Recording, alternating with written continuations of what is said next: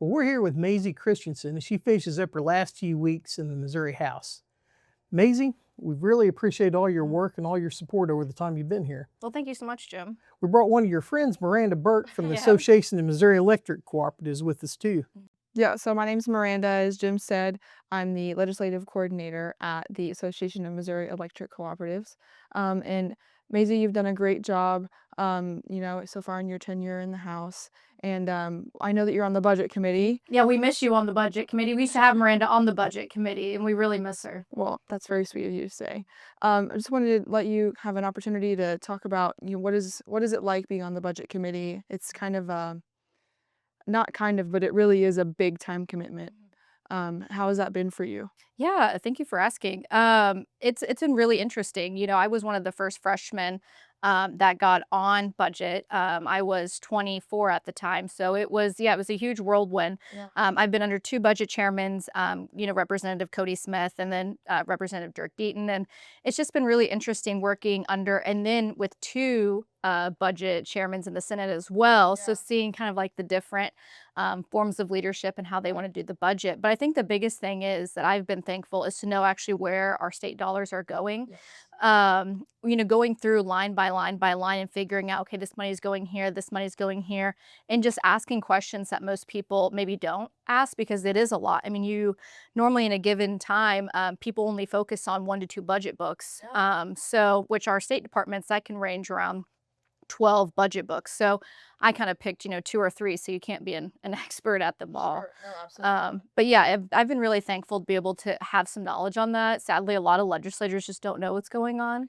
And we're kind of coming on tough times. So it's going to be an interesting next few years. Absolutely.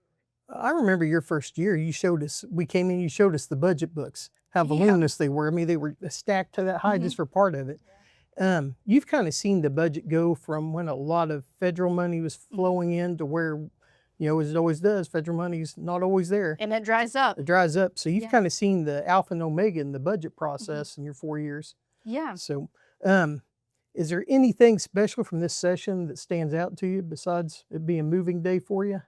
I think one of the biggest things that I would say is special, Jim, is this last year. So a lot of our businesses and I'd say community members around Northwest Missouri and just across Missouri were getting hit with frivolous lawsuits over their websites.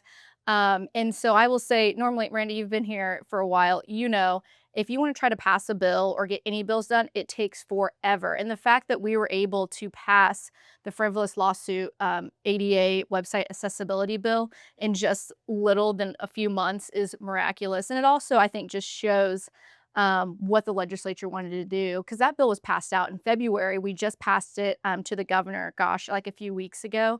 And so I would say that it was a huge highlight to get that done for people. Is somebody running a business in Northwest Missouri? I contact you early on when I saw you sponsor because there are lawyers that troll for your website to see if there's an ADA non-compliance issue. It's on the verge of ridiculous. And I mean, it's one of those things that is so much common sense. I'm surprised it took this long. I'm glad you brought it up and got it done because it's just something that we all fight. So we really appreciate that. So as you move on with your life, I mean, I doubt this is the last we hear of you, but we're really excited for your news. Thank you. That's a good time in your life, and we appreciate everything you've done for us. The other committees you served on this year, I know you served on the Rural Issues Committee, which we've talked about this with some others that Dean Van Scoik chaired and Jeff Varn was on and Peggy was on. We had a whole litany of people from our area on rural affairs, or rural issues, I'm sorry, which is great because, I mean, that probably has more impact on our day-to-day life than most of the other committees.